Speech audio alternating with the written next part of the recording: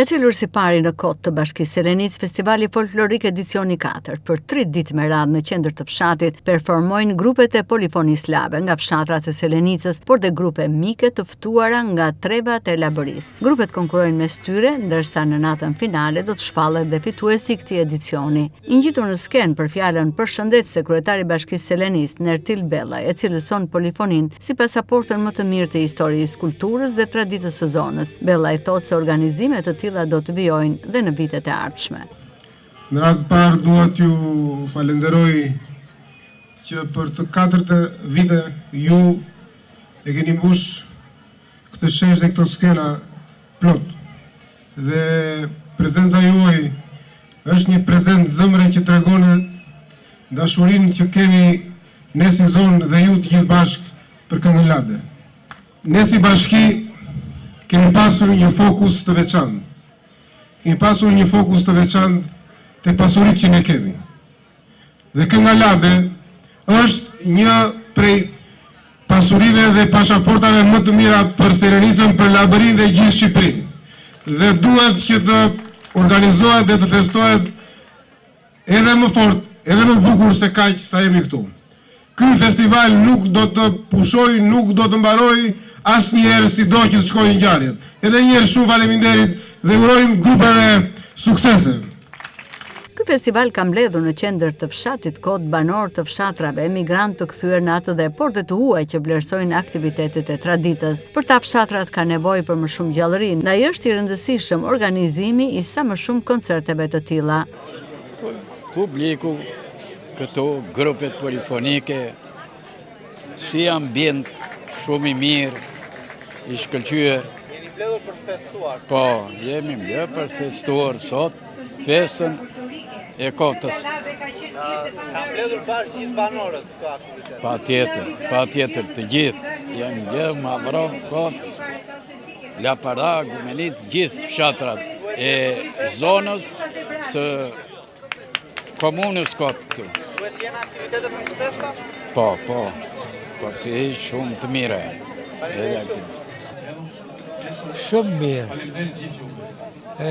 Entuziazmi është shumë i lartë, kanë ardhur nga gjitha krajinat, kanë ardhur nga gjitha vendet. Është një fest shumë tradicionale e lumit të Vlorës, që i fletohet e mbështetet nga Bashkia e Selenicës. Duhet të ketë më shumë evente të tilla? Duhet të ketë më shumë.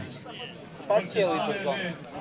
Për zonën sjellin bashkësi, mirësi, kënaqësi, rini, të gjitha të mirat i ka zona.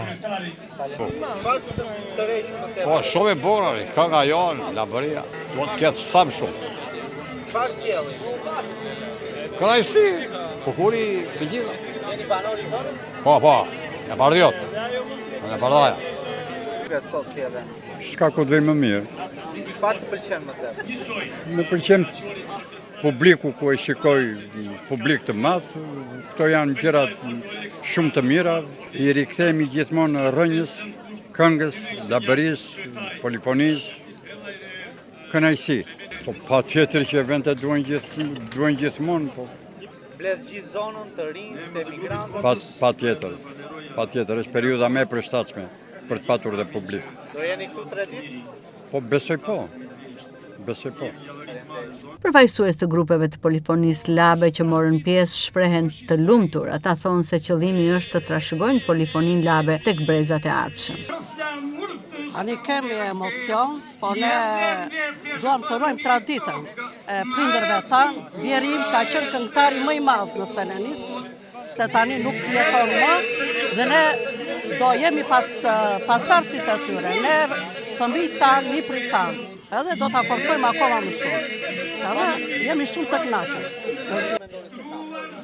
Unë do të thoshë është një vlerësim i madh për grupin Uan Sholla, grupi vllak i Selenicës, i cili është pjesëmarrës për herë të 4 në këtë edicion, dhe ne paraqitemi me 2 këngë të tabanit tonë, të kulturës tonë, të traditës tonë vllake, dhe me një këngë shqip për të respektuar gjithë të pranishmit.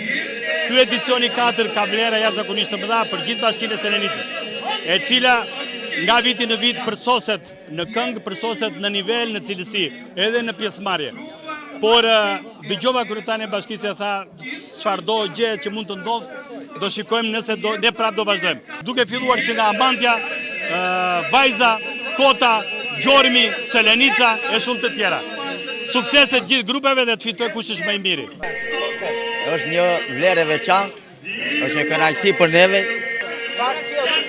Bravo, sjell bashkim, vllazërim, kujtojmë këngët e vjetra, vlerat e vjetra dhe duhet trashëguar edhe Brezilit. Po nuk patë emocione, nuk i artist. Aktiviteti është një shumë pozitive, e vlerësoj maksimalisht, sepse kjo është një kryevepër që e ka iniciuar kryetari i bashkisë dhe ka i merit dhe profesor Selme Gjokoli dhe gjithë stafi i tij që kanë organizuar, sepse kjo është për cilët breza. Rritë fëmijë, ku janë shumë fëmijë që shikojnë dhe e presin me padurim festivalin e Kotës. Po kjo do të bëhet edhe në krajina të tjera, do të bëhet edhe në bashki të tjera. Ta përcjellim sa më shumë, sa më gjatë Këngëlabe. Po ai shëllimi o final, edhe ka qenë dhe vetë, gjithmonë, që të lëmë trashëgimi fëmijëve tanë, nipërve tanë. Ai shëllimi. Si duken të rinj, janë të interesuar për polifoninë? Jo dhe aq, po ne përpiqemi gjithmonë të mbajmë afër. Festivali folklorik i Kotës çel dhe një tjetër traditë në zonë, atë të festave të fshatrave, ku në çdo qendër të fshatrave në zonë do të ketë fest me këngë dhe valle.